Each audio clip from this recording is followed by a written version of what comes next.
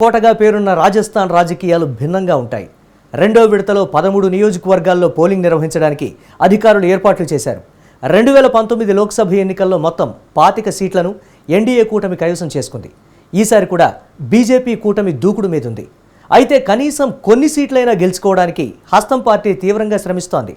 ఇదిలా ఉంటే కోట నియోజకవర్గం నుంచి బీజేపీ టికెట్పై లోక్సభ స్పీకర్ ఓం బిర్లా పోటీ చేస్తున్నారు.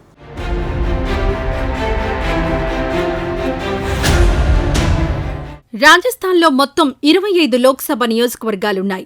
రెండో విడతలో భాగంగా 13 నియోజకవర్గాల్లో పోలింగ్ నిర్వహించడానికి అధికారులు ఏర్పాట్లు సిద్ధం చేశారు. ఒకవైపు బగబగమండే ఎండలు, అత్యధిక ఉష్ణోగ్రతలు నమోదయ్యే రాజస్థాన్లో ఓటర్లు రెండో విడత పోలింగ్కు సిద్ధమయ్యారు.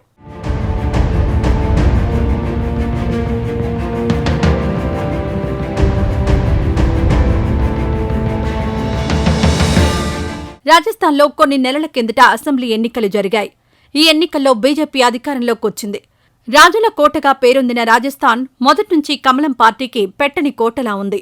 రాజస్థాన్లో 2014, 2019 ఎన్నికల్లో మొత్తం 25 స్థానాలను ఎన్డీఏ గెలుచుకుంది. అంటే క్లీన్ స్వీప్ అన్నమాట. ఈసారి కూడా మొత్తం 25 సీట్లను గెలుచుకోవాలని లక్ష్యంగా పెట్టుకుంది బీజేపీ నాయకత్వంలోని ఎన్డీఏ కూటమి.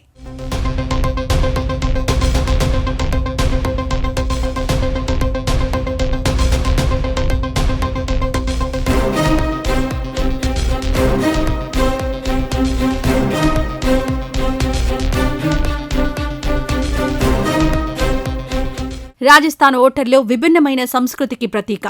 రాజస్థాన్లో 5 ఏళ్లకొకసారి రాష్ట్ర ప్రభుత్వం మారే సంస్కృతి ఉంది.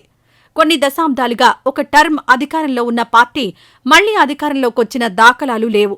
కానీ లోక్సభ ఎన్నికల్లో మాత్రం 2014 నుంచి పూర్తిగా బీజేపీ కూటమికే మద్దతిస్తూ వచ్చారు ఓటర్లు. 2014లో బీజేపీ క్లీన్ స్వీప్ చేసినప్పుడు రాజస్థాన్లో బీజేపీకి చెందిన వసుంధరా రాజే ముఖ్యమంత్రిగా ఉన్నారు. అయితే 2019 నాటికి రాజస్థాన్ రాజకీయ స్వరూపం మారిపోయింది. అప్పటికి రాష్ట్రంలో అశోక్ గెహ్లట్ ఆధ్వర్యంలో కాంగ్రెస్ ప్రభుత్వం అధికారంలో ఉంది. అయినప్పటికీ లోక్సభ ఎన్నికల్లో మాత్రం ఎన్డీఏ కూటమి క్లీన్ స్వీప్ చేసింది. ఇదొక విశేషం.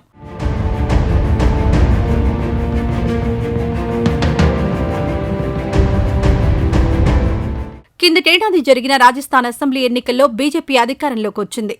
తొలిసారి ఎమ్మెల్యే అయిన భజన్ లాల్ శర్మ ముఖ్యమంత్రిగా బాధ్యతలు చేపట్టారు.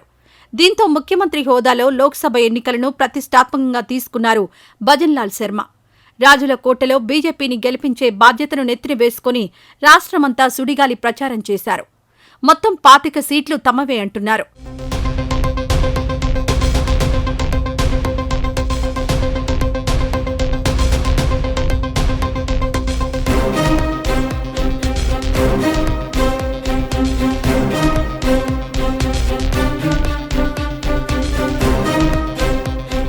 రాజస్థాన్లో కాంగ్రెస్ పరిస్థితి దయనీయంగా ఉంది.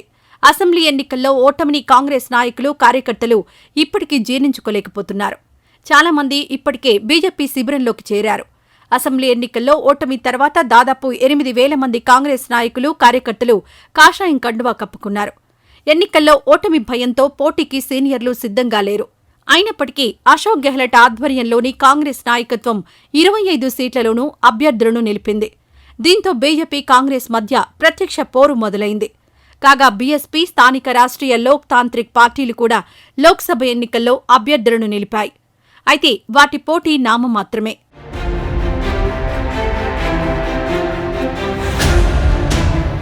ఇదిలా ఉంటే రాజస్థాన్లో బీజేపీ దూకుడుకు బ్రేకులు వేయడానికి కాంగ్రెస్ వ్యూహాత్మకంగా వ్యవహరిస్తోంది. మొత్తం 25 సీట్లను కమలం పార్టీ ఎగరేసుకుపోకుండా అడ్డుకోవడానికి ప్రయత్నాలు చేస్తోంది. కనీసం కొన్ని సీట్లైనా దక్కించుకోవాలని ఆరాటపడుతోంది. ఈ వ్యూహంలో భాగంగా జాతీయ అంశాలను పక్కన పెట్టింది హస్తం పార్టీ. స్థానిక అంశాలనే అజెండాగా చేసుకుని జనంలోకి వెళ్లింది. భజన్ లాల్ శర్మ ప్రభుత్వం రద్దు చేసిన సంక్షేమ పథకాలను టార్గెట్గా చేసుకుంది హస్తం పార్టీ. అశోక్ గెహ్లట్ ప్రభుత్వం ఉండగా పెద్ద ఎత్తున సంక్షేమ పథకాలు అమలు జరిగాయన్నారు కాంగ్రెస్ నాయకులు. భజన్ లాల్ శర్మ నాయకత్వంలో వచ్చిన బీజేపీ సర్కార్ అనేక సంక్షేమ పథకాలను కుదించిందని కాంగ్రెస్ నాయకులు ఆరోపించారు. మరికొన్ని సంక్షేమ పథకాలను పూర్తిగా రద్దు చేశారని మండిపడ్డారు. ప్రధానంగా 50,000 మంది నిరుద్యోగ యువతకు నెలకు 5,000 రూపాయలిచ్చే పథకాన్ని బీజేపీ సర్కార్ రద్దు చేసిందని నిప్పులు చెరిగారు కాంగ్రెస్ నేతలు. ఇందుకు నిరసనగా యువత రోడ్లపైకొచ్చి ఆందోళనలు చేస్తున్న బీజేపీ సర్కార్లో ఎటువంటి చలనం లేదన్నారు కాంగ్రెస్ అగ్రనేత మాజీ ముఖ్యమంత్రి అశోక్ గెహ్లట్.